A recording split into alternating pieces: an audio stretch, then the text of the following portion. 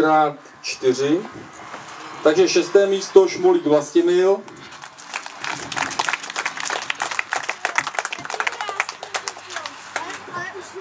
Je tady Šmulík Vlastimil. 5. místo Kryvaní Čiří.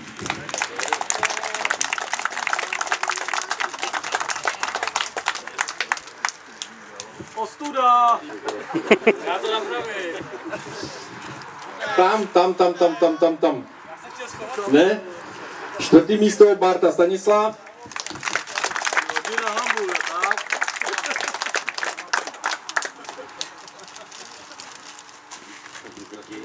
Taky na hambu, žádný zpátky. Tak, 3. místo Janča Milan.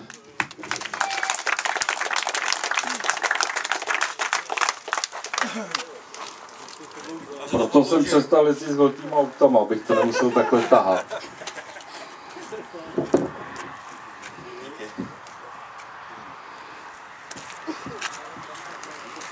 Druhé místo Dušan Šmíd.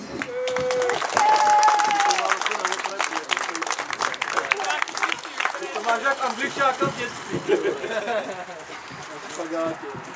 Jak tam místo ve prostřed?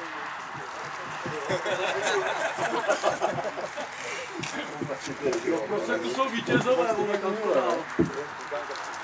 A to první nerozpad. Ty mě stojí peněz, člověče. Tak a 1. místo Tejček Petr.